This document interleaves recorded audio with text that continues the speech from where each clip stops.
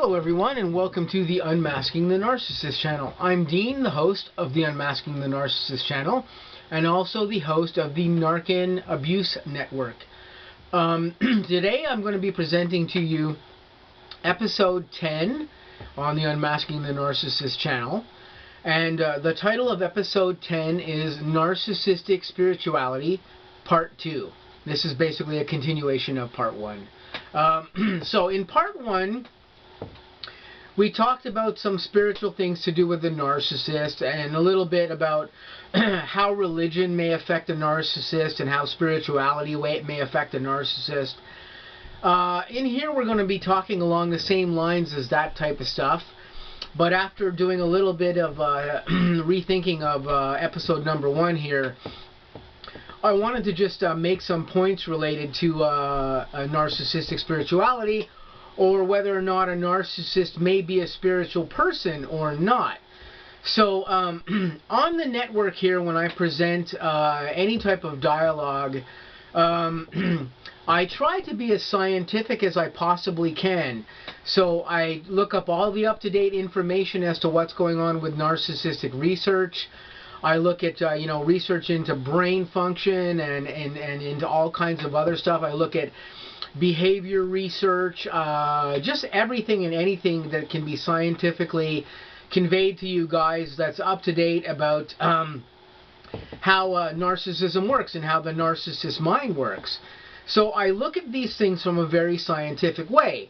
But again, for myself, I am a very spiritual person. I'm not religious, although I have read the Bible, more than one version of it actually. And I've read quite a number of other religious texts from around the world. For myself, I'm a very spiritual person, but not necessarily religious. I do believe in life after death. I believe that we have connections with people that are energetic, be it family members, be it love interests. I believe in things like soulmates and twin flames. I believe that these things exist, and I even do believe in the afterlife and ghosts. Now, this may be a little bit contradictory when we look at the way that psychology and psychologists actually look at how the mind works on the fronts of basic psychology. I myself have, as I've said before, have also studied basic psychology, and I've also studied criminal psychology in my 20s, and even up to today I do pursue that as well, even within my studies into narcissism.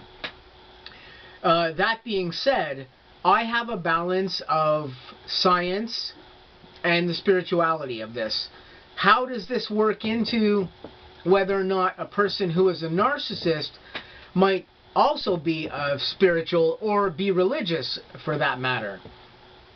Well, I look at it kind of in this particular way. A very famous astronomer, Carl Sagan, had a quote once, and I'm not sure I'm going to quote this exactly, but I'm going to try to give you the quote as closely as I can.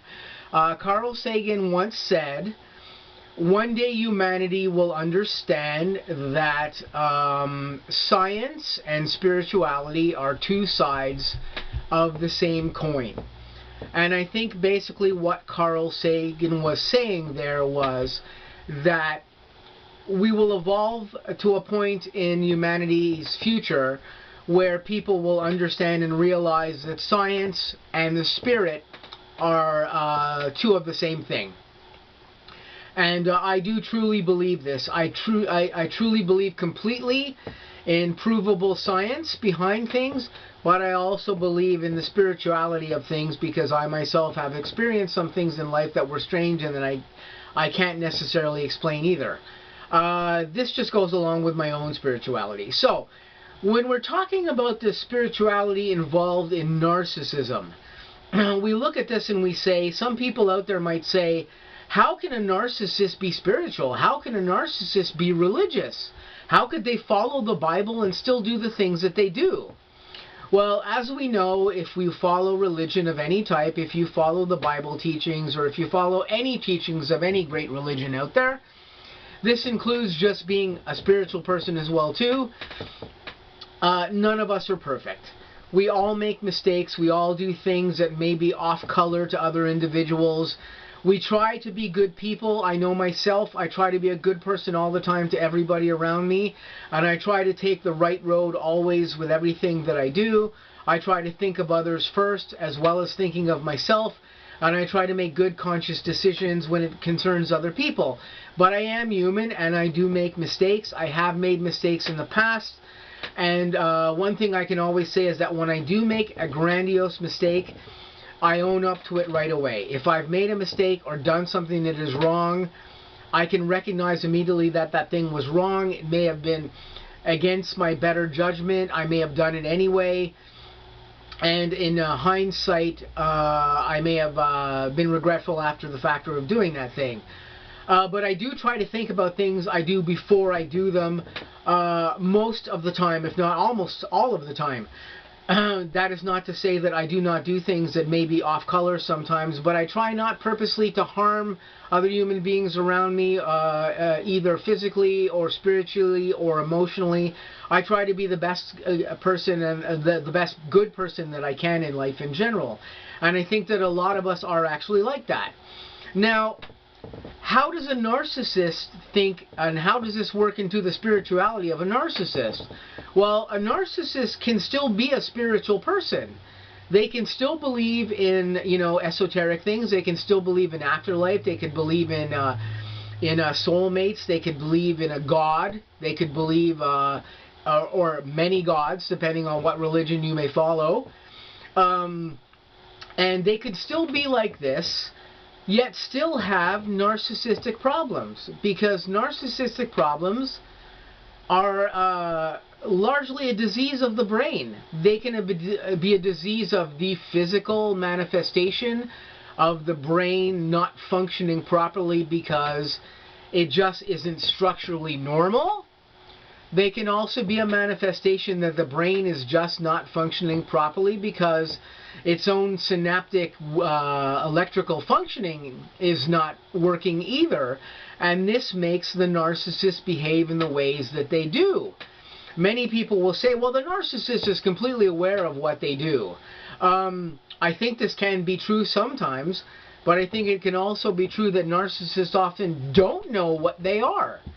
They may do things in an imbalanced way because they may suffer from other disorders like bipolar disorder, borderline disorder, antisocial personality disorder, whatever it is they might actually have going on.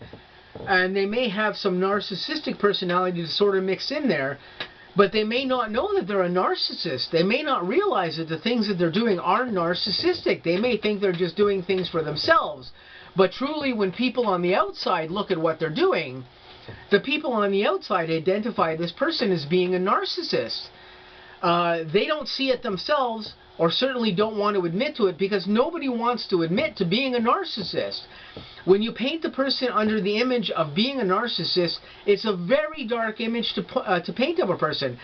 And as I've talked about in previous episodes, often when females may actually be exhibiting narcissistic personality disorder, because of the stigma attached to this, other females in the psychiatric profession who may assess their patients may misdiagnose them on purpose with having something different like bipolar disorder or histrionic personality disorder, because they do not want to tag those female victims or patients as having narcissistic personality disorder, because it is so stigmatizing.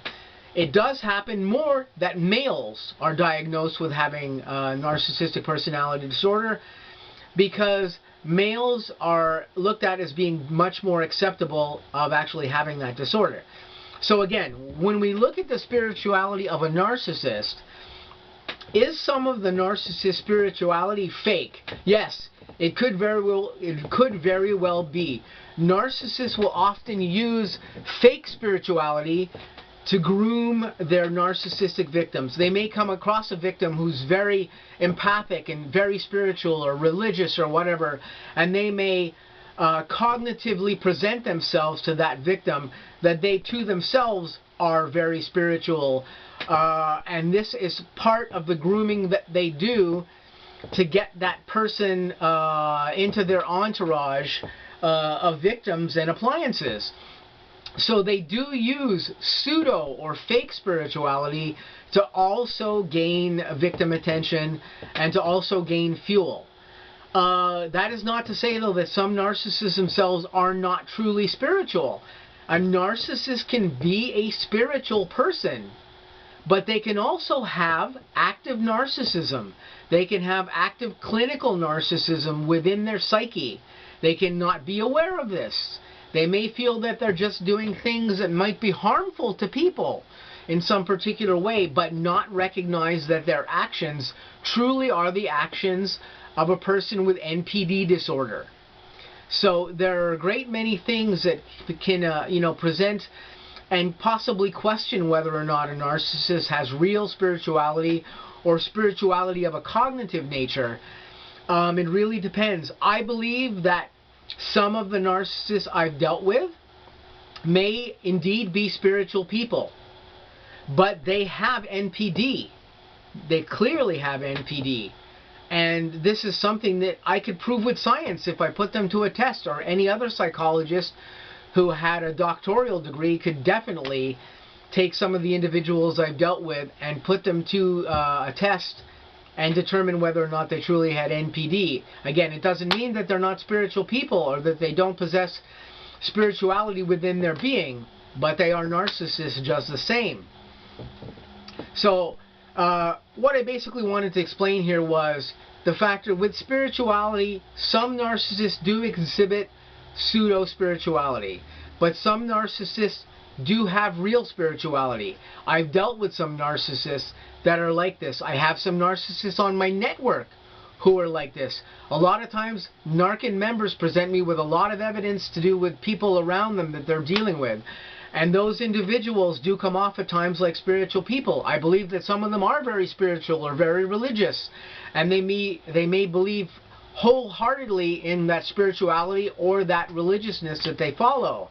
But they are indeed also people who suffer from NPD disorder. They are narcissists for sure.